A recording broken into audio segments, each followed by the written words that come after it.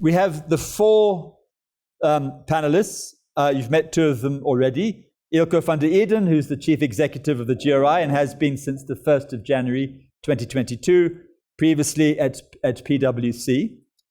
We have from the European Financial Reporting Advisory Group, or EFRAG, Fredre Ferreira, who's a South African, but now based formerly also with PwC, then various banks, working a lot on financial disclosure issues, trained as an accountant under Alex Watson some years back, but working in EFRAG on elements of developing the European standards to inform the CSRD in Europe.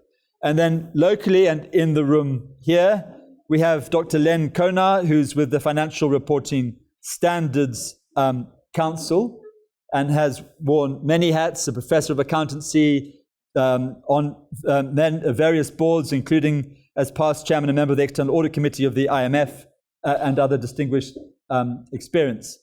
And then also we have Kershia Singh of FSCA, so two of the key regulators in the room. I'm going to start, if I may, with you, Fredre, because I want you just to paint a picture around the European Sustainability Reporting Standards, which adopt this double materiality perspective, as I understand it, specifically for sustainability reports in Europe.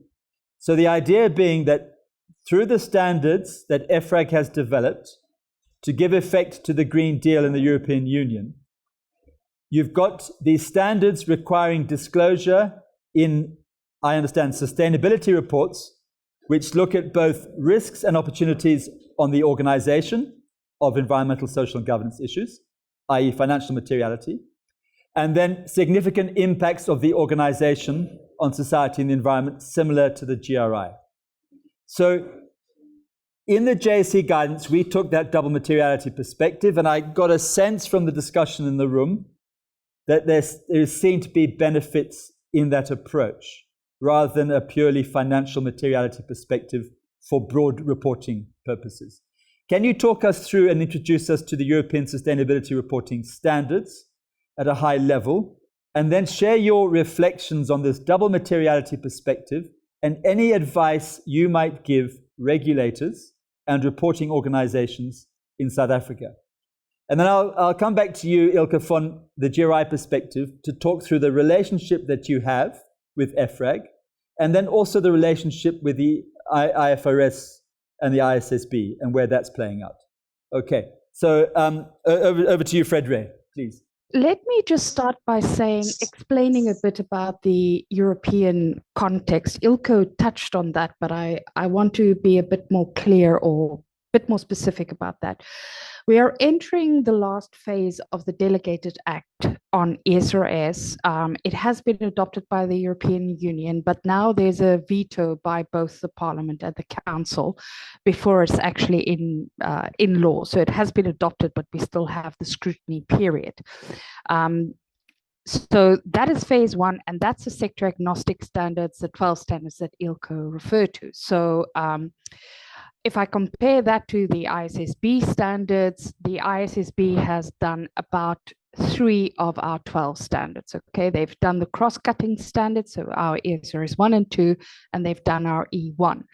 If I compare to GRI, they have many more provisions than we do. So, for example, on my topic of governance, we did not include the requirements on anti-competitive behavior, for example, due to certain pushback, etc. And we decided to rather do that in sector. So I wanted to mention that. Very important, we are also busy currently with our exposure drafts for the SME standards. We have 2 SME standards that we're working on. The one is for listed SMEs, which will be compulsory, and they will have an opt-out until 2028.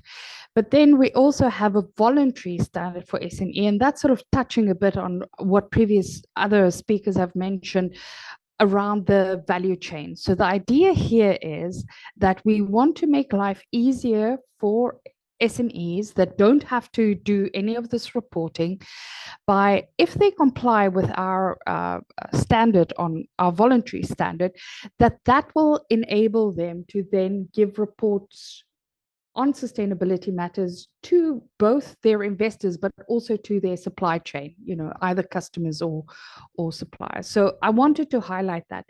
Then the other angle, so we were also working on sector standards, and Eelco said probably 2026, we have 39 standards there to work on, so that will take a period.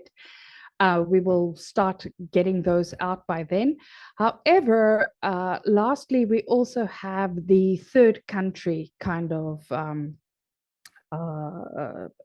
regime. So if you meet certain requirements in terms of businesses, either subsidiaries or branches in the EU, and you meet the cutoff requirements per CSRD, you will be required in your South African financial statements to report on certain aspects. Now, we haven't discussed those. We haven't determined what those would be.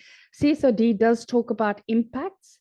There's also talk of in CSRD, it refers to equivalence, but those concepts have not been fleshed out either by ourselves or the Commission. But I just wanted to say that there's still a lot of action happening in this space. Eelco, talk us through briefly your relationship currently with EFRAG and also with the IFRS, and how you see, I know you've got MOUs and agreements, how you see that playing out, please. Then more than happy to do so. And yes, let's start with EFRAG. So in 2021, we concluded the so-called co-creation agreement with EFRAG. Europe, of course, wisely chosen for the concept of double materiality, understanding when you report on sustainability-related topics, it's not only about the effects on the reporting entity, but also the effects of the reporting entity on the environment. That's not only interesting for the environment and other stakeholders like your employees, the communities you operate in, your suppliers, your clients, the local regulators. But in the end, some of these topics, if the risks around them are not mitigated well, and I will come to some details later also when I refer to ISSB, will hit your organization anyhow. It's impossible to drive a profitable business in a dysfunctional society for various reasons. So with EFRAG, since we are the longest established standard setter on impact, I believe we even are older than the IASB with our 26 years now. They asked us for our support that we could provide them. And what you now have seen, also our last week's joint announcement, is that the core of the impact side of the double materiality in the EU is in fact nearly 100% aligned with GRI. So there's close interoperability. And since there's close interoperability, we will engage on new projects, and the intention is, and our objective is, to keep cost of compliance low as we can, and make it easy to comply. So basically, if you report your ESRS report, you report with reference to GRI. If you report on GRI, then with a digital solution, with an aligned digital taxonomy between ESRS and GRI, you will be able to comply with ESRS. So that's what interoperability is all about. Going forward, we're currently in the middle of discussing a new longer-term co-creation, cooperation, or memorandum of understanding with EFRAG in driving this relationship forward. And as you know, the EFRAG with its delegated act basically completed the batch of first 12 standards. More to follow, and what we understand is that by 2026 the project will start on sector standards, and I would assume that we will also be closely involved in that one. Then looking at the ISSB, and we were big supporters of the incorporation of ISSB, because of course GRI is about impacts and not about the direct financial effects on the bottom line of the reporting entities. Why were we so supportive? Because we need profitable companies, and profitable companies are interesting for investors, and due to their investments, companies can grow, create jobs, and also bring prosperity. So the financial part is as equally important as the impact part, as the impact part is as equally important as the financial part. Hence, we strongly believe also that when it comes to assurance, that they are of equal importance. Why also so in favor of ISSB? Because what we've seen is that the let's call it the need for comparable data for investors and also for society on a global scale is quite crucial. It's crucial for capital flows. It's crucial for better informed decisions. And there where we can help, we have helped and are still helping GRI in also broadening their scope and field of interest in the topics we cover. Why? We have more than 11,000 large businesses around the globe that use our standards. So for them, it is basically a no-brainer that it yields value for the organization and all its stakeholders, including investors, to voluntarily use the GRI standards.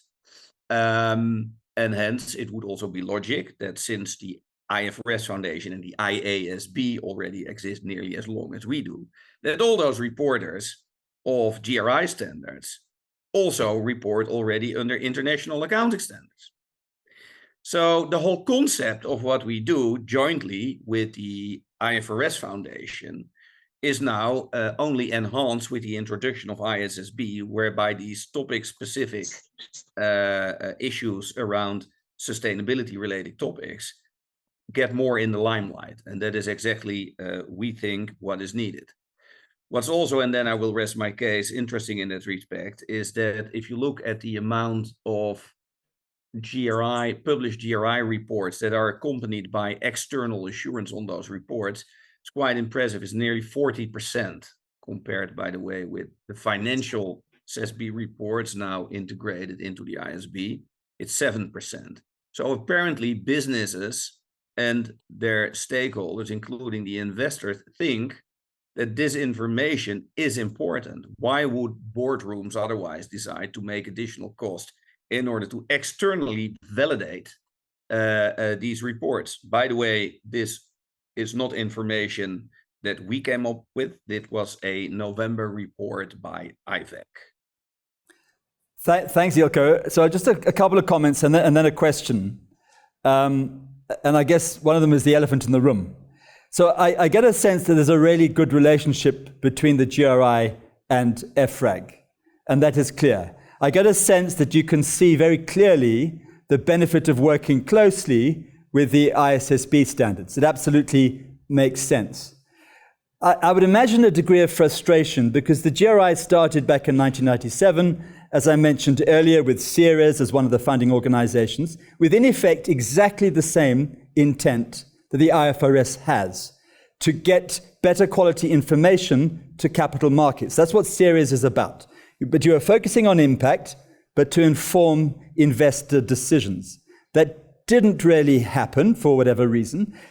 25 years later, the IFRS finally comes up. They establish the ISSB against the GSSB. But it was very clear here that there seemed to be a relationship between impact reporting to inform better risk reporting.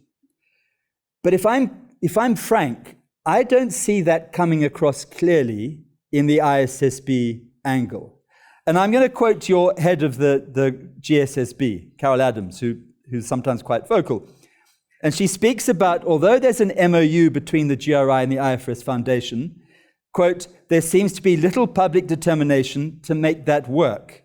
And others saying the MOU is little more than a ceasefire agreement. Now, I know these are fairly blunt questions, and you're going to have to be diplomatic. But every time I hear the IFRS talking about interoperability, they mention the European Union standard and they mention SEC, but the GRI is absent. There's no mention of the GRI in the IFRS standard. Is there a problem here? Because it does seem to be a disconnect. And this is a problem if we're going to have the IFRS standards dominate, which might well happen, and then the impact materiality issue drops off. Am I reading too much here, or is there an issue that needs to be addressed? You're reading too much there, and there is an official board memorandum by the ISSB board where GRI and ESRS are mentioned. It is a relatively new player, and bear with me, I think the work that we and the ISSB have already done in a year and a half is quite remarkable. If you look where we come from, don't forget that and then we get back to that quote, don't forget that the mandate of the IFRS Foundation is on a target audience of investors with the topic of financial materiality at its core. Yeah. GRI's target audience is multi-stakeholder, including investors, with the focus on impacts, the so-called inside out. What are the effects of business while pursuing their strategies, their strategic objectives on the environment and on socioeconomic cohesion and topic like that. So what you now see is that we see that those worlds are perhaps not so far apart as people thought. And GRI, of course, over the years grew into perhaps an activistic organization that was very much focused on effects on environment, and perhaps in the past did not so much look at what the business interests were and what reporters needed and what investors needed when it comes to making financial decisions. On the other hand, our friends at the IFRS Foundation, they've seen that, in fact, when we deal with these topics, it's not only about the direct financial impact, but it's also longer-term risk management. That's what we also get back from internal auditors and risk managers. I'm a former risk manager myself, and from risk managers. So the so-called GRI 3 approach, whereby you first analyze in a holistic way what the inherent risks are within the supply and value chains of businesses, and then you slowly drill that down to what the financial effects are of your business. So I think that over the last year and a half, 2 years, we have been growing more closely together, and we're able to understand better what it is that our various focus areas are seriously interested in. So if I look also at the uptake of GRI standards, for example, in the Asian region, it increased from 2021 to 2022 from 75% to 81%. That's quite a substantial growth. And if businesses would think that this would yield no value for a voluntarily standard, it would be not that big. And looking at the relationships that we have, and some people are more outspoken than other people, we should not read too much in it. I mean, some of the quotes you hear and read between some of the other standard setters, they go a bit further. Look what's currently happening in the United States with the anti-woke movement, even legislation against this. I think we are in a very positive, constructive environment, and that sometimes people have a bit stronger visions on what they think is of prime importance. Does not mean that our joint objective that we have, this global comprehensive baseline, will be let loose or will be something that will not be happening. And to put it even more simple, if you can find me politicians and regulators that think they can get away with introducing legislation on sustainability that is only fit and only made for investors, with the bottom line of business into consideration, then I think that you will find that a bit difficult. Even these discussions are being held in the United States, whereby these large investors say, but hey, listen, this piece of legislation on curbing the freedom to invest in West Virginia, Idaho, Florida, Texas makes no sense. And I think that's exactly, also with our good friends of Ceres, by the way, which we're still in very close contact, this is exactly what it's all about. We are two sides of the same coin, both with our respective fields of interest. And I think it will only be strengthened. And we can have this session next year, and I gladly then remind you to your question and see where we are then. Thanks, great answer. I've got two follow-up, two short questions. So your advice to regulators in this country around regulating disclosure. Would you advise them that we require the adoption of the IFRS standards and mandate also, say, the GRI standards? So to sort of go the double materiality approach that the European Union has gone. Would you, in effect, want a regulation around sustainability reporting that looks at a double materiality perspective?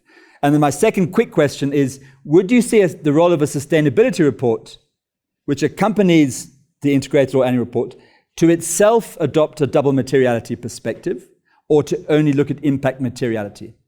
So it's two quick questions, if you're able to give your advice on response to both of those. First one is yes.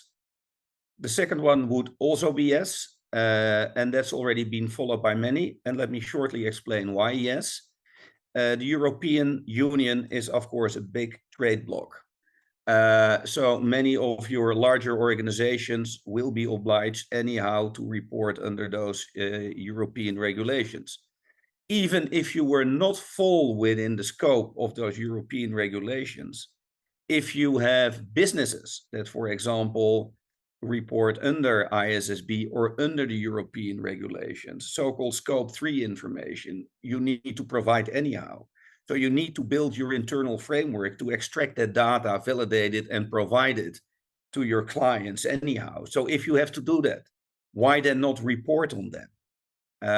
It will, by the way, that we also see, since this is a topic that is of keen interest to especially the institutional longer-term investors, it will reduce your cost of capital in capital markets. Great, thanks. Can I perhaps turn to our local regulators to get your response to the discussion that you've heard and your sense as to how this might play out here? So I'll start with you, Dr. Len Konar, from the Financial Reporting Standards Council. If you can briefly tell us what they do, what your responsibilities are. I know it's largely around financial standards, presumably will extend into sustainability standards. Talk us through that, and if you're willing to share what your thoughts are as to how this might play out here. So the Financial Reporting Standards Council was established, and it's had 3 chairpersons. So in 2010, Jeff van Rooyen was appointed. It's a 17-person council, and he continued, and he's an author and deputy chair of Pick and Pay. And until May 2018, Professor Suresh Khanna, an ex-PwC partner, was the chair, and then it went into limbo between May 2018 and June 2022. So it was resuscitated, and then a 17-person council was appointed by Minister Patel. And the council comprises a chair, myself, the deputy chair, Lebogang Sene, and then we have a representative of the FSCA, a representative of the JSE, a representative of the South African Reserve Bank, 4 practicing auditors, 2 practicing accountants. So we have a 17-person council. You have a chair, a deputy chair, and then representatives from the South African Reserve Bank, the JSE, FSCA, 2 expert lawyers, 4 practicing auditors, 2 preparers of private company financial statements, and 2 preparers of public company financial statements. So it's a 17-person council, and we've been appointed in terms of Section 203 of the Companies Act, and the minister has selected the candidates with the expertise that is required to populate the various skills that's being addressed. Now, what does the FRSC do? And the functions of the FRSC is basically to receive and consider any relevant information relating to the reliability of and compliance with financial reporting standards. So the FRSC consults widely with various bodies, including SAICA, EBA, ACCA, CIMA, and all the other accounting bodies locally, as well as ABASA and the Investment Analyst Society, etc. So we have broad stakeholder relations, and the Financial Reporting Standards Council has an annual work plan, and if we receive new standards that need to be considered for adoption in South Africa, we have an established standing 20-person financial reporting technical committee. So we will refer a new standard to the technical committee to receive their inputs, as well as we can open it up to the public as far as receiving inputs is concerned. So we have liaised with the IFRS and Dr. Ndidi, who has been in the country. And on the 29th of June, there was a launch by SAICA, and an invitation was extended to the JSE to consider the S1 and S2 standards. And the JSE had other competing interests and were conflicted on that particular date, but it was a really successful launch, and Professor Mervyn King was one of the attendees and had a fireside chat with Dr. Ndidi on the importance of GRI, as well as looking at the sustainability and climate standards that we have spoken about. So it gained momentum on the 29th of June when the Commissioner of the CIPC, Advocate Rory Voller, was in attendance, and he made a commitment, being the CIP as the recipient of all financial statements and registering interests and directors. He made a commitment to advance the interests of these particular standards. So a conference has been arranged for the 27th and the 28th of September, and the agenda is quite wide-ranging, and the Minister, through the Deputy Director General, is also interested in promoting and is seeking advice from the FRSC on the adoption of the ISSB standards. So that, Chair, is a broad overview. So if I listen to the members of that committee and those organizations that you're dealing with, they're obviously of the financial traditional accountant mindset. Are there others that you're consulting that are of the broader sustainability perspective, so that you're having those ideas brought into the room? We've got a broad stakeholder church that is part and parcel of our constituency, and there's ongoing consultation as well as invitation to our meetings. And do you think, building on what was said from the two overseas speakers, there would be receptivity to the idea that one goes beyond the IFRS and considers standards such as the GRI or others to take that double materiality kind of perspective? Or are you explicitly focusing on financial materiality as that's your remit? That is our remit, and we need to amend the Act to consider that. Perfect. Thank you. Keshia, do you want to give a response? Because you're also playing a regulatory hat. Can you give a sense as to how you see this playing out, your response to the advice, if you like, or suggestions we've heard from overseas? Yes, I think, the points that were made about the target audience of the various standards was really important. Our remit as a markets regulator is also quite investor focused. And I think, that gives a sense of why there is this kind of need to be responding to what's happening or what's coming out from a body as kind of influential as the ISSB is.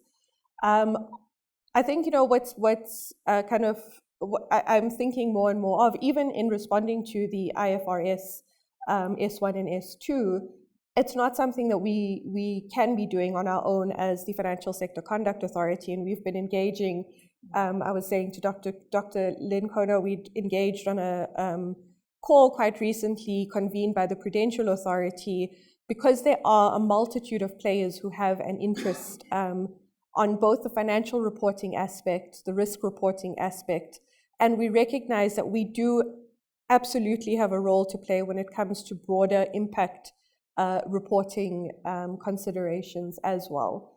I think the difference potentially in the South African market is whether we have a clear sense of roles and responsibilities on who's driving the sustainability agenda. So if I give you an example of our counterpart in the UK, the Financial Conduct Authority, they actually had their mandate in law explicitly amended to speak to sustainability. Our mandate as the regulator doesn't. And Anne, you were speaking in our earlier panel about targets that are set that would be monitored and measured against. As a conduct regulator, we're not empowered to be setting standards when it comes to things like net zero emissions, gender equality, and racial equality, if I can just give a few examples. However, if we do realize that we have this role to play in improving information, the flow of information, the availability of information, and recognizing the increased need that this information can't only focus on risk and financial materiality considerations. I think it may be a little bit of a longer journey in South Africa, though, to make sure that there are the right players around the table driving these conversations. And I think really importantly for me, and again, I go back to the really useful example that the focus on climate change has been, really tangible, measurable, scientific outcomes and objectives. So if we're speaking about information, it's all well and good to have that information there. Who is checking and verifying that, and against what sort of benchmark or goal or objective? So I think I've covered a lot in that response. We are looking at it from an investor perspective, but as I've been saying, I don't think we're not hearing the concerns and the need for a focus not to only be on the single materiality, but from a broader societal impact and considerations, that it does also need to look at the double materiality considerations as well. Let's also remind ourselves what the Companies Act says. Yeah. It says that directors need to act in the best interests of the company. The best interests of the company are not the same as the best interests of shareholders. And we have a flawed understanding, I would argue, post-Friedman, of company law. That actually this idea of shareholder primacy is a fallacy, many would argue, particularly in this country. And we need to make that clearer in company law, that the obligations of the board members is to act in the best interests of the company. And corporate law, and you can read legal treatises, would actually make this clear, but the kind of, in practice, we seem to operate under the idea of shareholder primacy. And so we kind of perhaps need to make that clearer as part of shifts that are happening in company law. But I think I need to share with you, Section 76(3) of the Companies Act deals that as a board, we need to act in the best interest of the company. Yes. But you might find that directors that would act, but may not necessarily act in the best interest of the company. And there's a recent seminal judgment that's been released by Justice David Hundhalter, who's acting at the Constitutional Court. And there was a class action brought by a lady called Dorothea de Bruin versus Steinhoff. And the decision that Justice Hundhalter arrived at is that if there's default within a company, the shareholders cannot sue the company, but the company itself needs to sue the directors. So that's a seminal judgment, and one needs to look at that. It's a 108-page judgment, and you'd have to see, and I regard him as the best at the Constitutional Court, professor at Wits University, professor at UCT, but one needs to read the judgment, and one needs to prevail on the Minister in Trade, Industry and Commerce and Competition to ensure that we amend the Companies Act to take that judgment into account. Perfect. And I think that that has implications for how the reporting standards play out. That there isn't this primacy of the shareholder and the domination of just looking at financial materiality. Clearly, and this is where Alex and I agree, if you're communicating in your integrated report to investors and providers of debt, you want to speak their language. You want to make it clear to them that these ESG issues, risks and opportunities are financially material. The best way you're going to shift the allocation of financial capital is if you speak their language and say, this stuff is financially material over the short, medium and long term. The big question we never, I don't think, got properly answered is what is long term? And that's where there's that disconnect. So why are we not mandated in many more countries? That has various reasons. One reason is, of course, we're a private, not-for-profit NGO, and you have to deal with local governance and governmental rules in who controls the due process and basically controls that type of organization.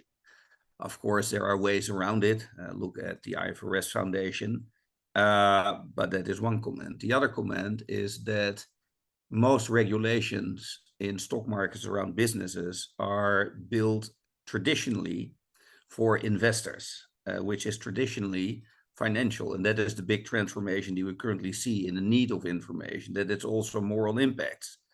So I guess things will be changing, and then the question, of course, we get is, if you are so embedded and nearly equal with the impact side of ESRS standards, then why didn't they just adopt GRI as such?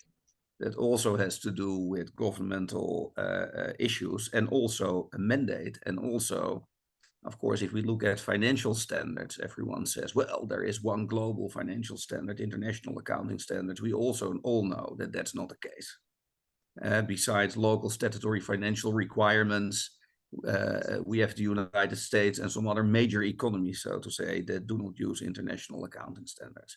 But that even the debate we right now have on making GRI mandatory in this field, whereas a year ago, I always got the question literally 5-6 times a day, why GRI? Now there is ISSB and ESRS. That question I no longer get since a couple of months. So that there is a role for us, that's fair. To the other questions, to my knowledge, the database initiative was dropped in 2020 and it went off our website in April 21. You can register your report, but not as something as calling a database.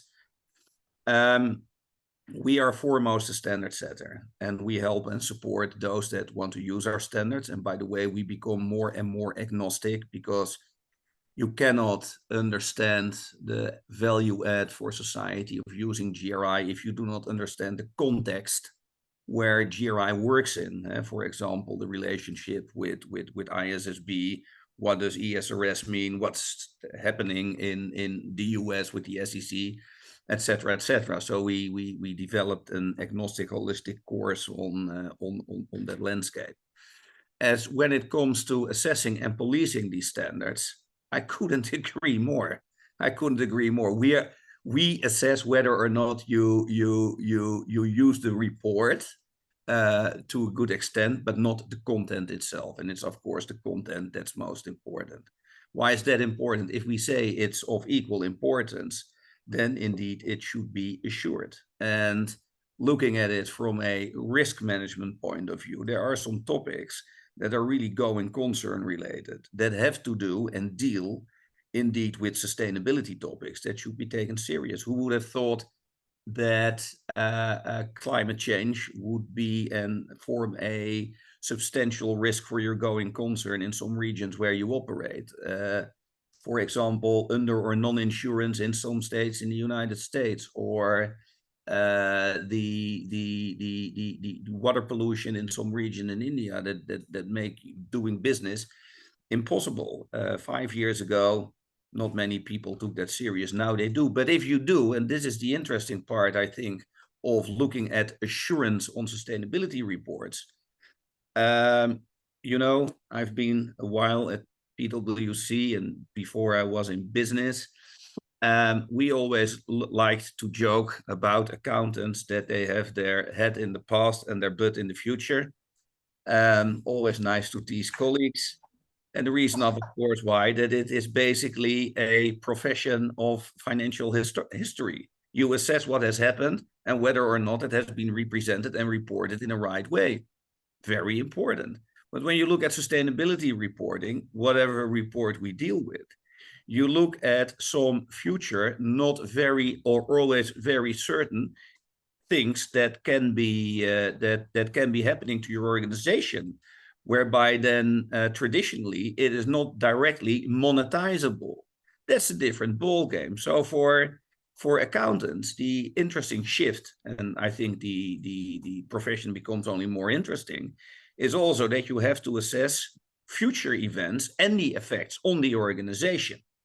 And that is something that I think Europe also did a very good job in making mandatory, first limited, and then it will be reasonable assurance on these reports, also to fight greenwashing. Don't get me wrong. Providing society, providing investors with information on climate or social topics that is wrong, that misrepresents what happened or what's happening or what your plans are, in order to influence decision making, is as bad as cooking up your book or overstating profitability. It's just fraud. So I agree, policing, well, I would call it embedded in the mandatory assurance and audit cycle of the larger businesses. Okay, we've got the point, Michael. We've got the point. I mean, I think, yeah, I mean, I guess it gets to the issue of, are there 11,000 GRI-based reports? What's the extent of them using GRI? I think one can make a compelling case, Michael, that the GRI is informing many reports. It's being used by many companies, and I think that's being considered by many companies, not necessarily used. Used is a different term. Okay, I don't want to get into the debate about these issues. I see some other questions coming up. Just an observation, yes, to respond to Michael. I've served on at least 40 JSE companies in the last 30 years, and I've chaired at least 25 of the audit committees, being a professor of accounting, and now I'm attached to universities. So contrary to the strong assertions that you make, the JSE has on occasion written to the boards, the company secretaries on which I've served, for example, Eelco Sugar, and said, we're not happy with you using the seasonal basis of accounting instead of generally accepted accounting practice. So contrary, that assertion is not sustainable, because the JSE does write to companies from time to time, and I have personal experience of that, having served on at least 40 companies in the last 25 years. The GRI standards have been established. There is a benchmark that you can use. ISSB, as far as South Africa is concerned, is work in progress. So one could disclose, but it would be in the nature of a voluntary disclosure until it becomes mandated. Very simply put, 30 years ago, I did a PhD on ESG, way ahead of my time. So do you need regulation? Do you need assurance as far as the assertions that appear in financial statements? Yes. You've had, for example, I served on the board of SAPI for 15 or 16 years, and we had the sustainability division of KPMG. Deloitte's were the statutory auditors, and KPMG came and looked at the sustainability aspects. So one does need, but is it as complete as one would like? I think one would certainly need to empower via IRBA the auditors to give credence and give oversight to those standards as well. But if I hear the question correctly, and perhaps I hear a different question, is do we need a different regulatory body to yourselves who are looking at it through a financial lens?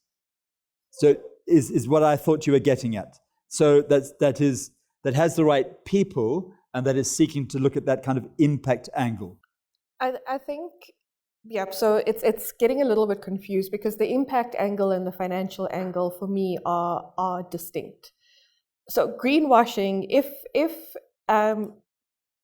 the claim is being made as part of a company using these claims to attract capital,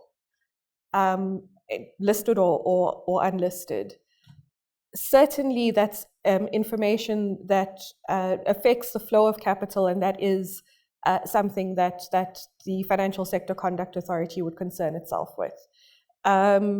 You know, there's action that it's been taken in Australia, for example, where a firm self-identified actually that they claimed a product had no connection to fossil fuels, and actually in investigating where the investments were going, there was a fossil fuel connection.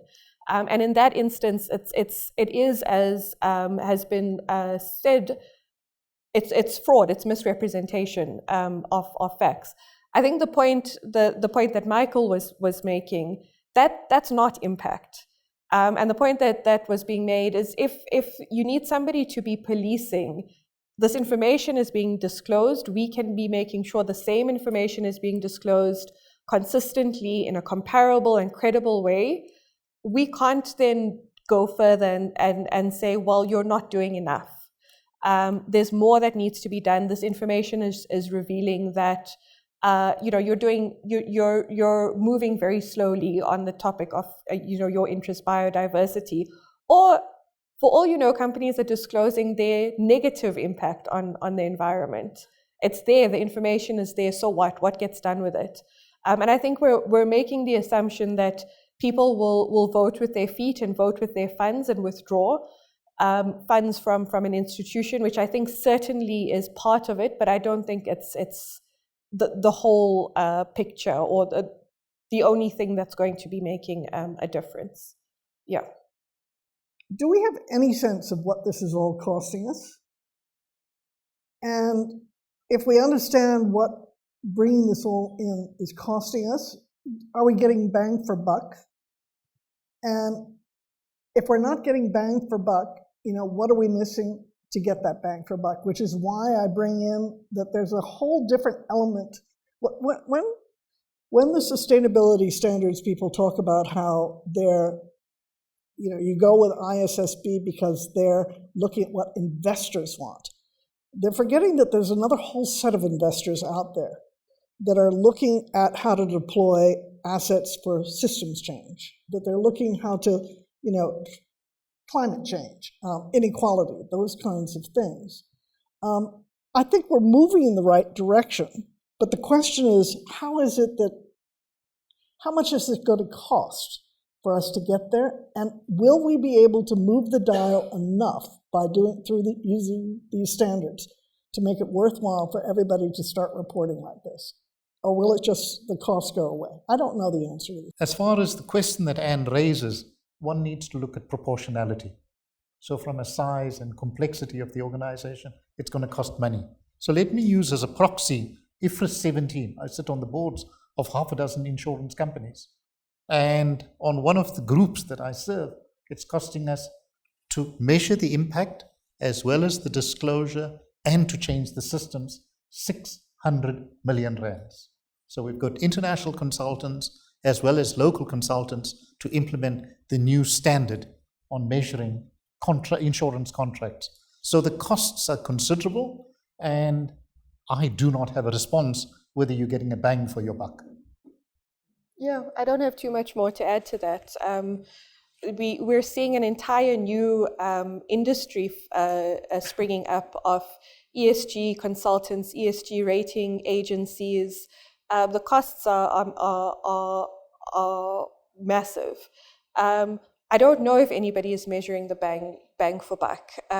Again, I come back to measurable, tangible targets. I think one has to remember that if it was easy to get political consensus on maybe a more direct way for sustainability in Europe, then maybe we would have gone that way. Okay, it's a very, very complicated process. So in that sense, reporting is just simpler.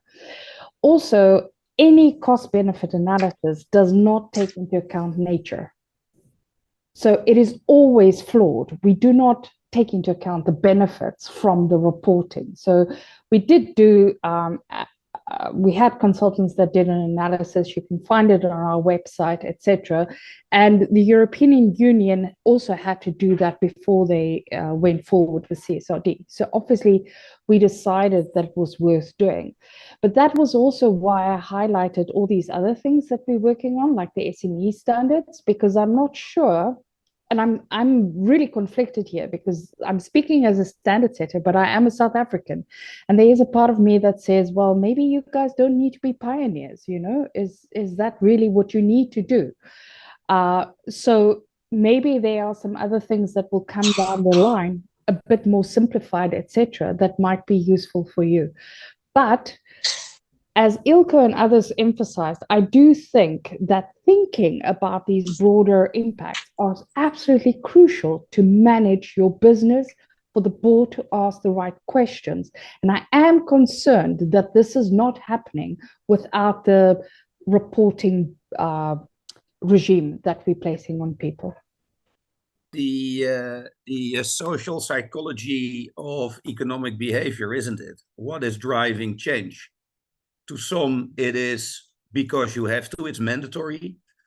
For others, it's pure altruistic. For others, it's because there is a benefit or a deemed benefit behind it.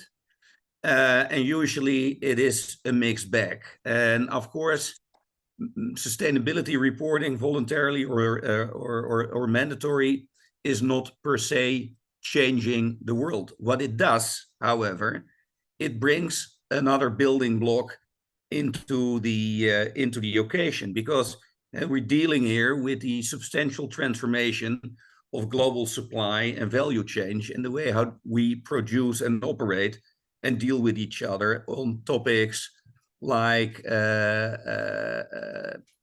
severe environmental changes, inequality, distribution of wealth, and so forth. Because we all know these factors create social unrest, and we also all know that that doesn't bring solutions or benefits to anyone. Unfortunately, we also know that there are people with a very short horizon. We have people with a longer horizon. So the only thing we can do is just battle on, and standards and standard setting is not the solution, but it is part of a solution.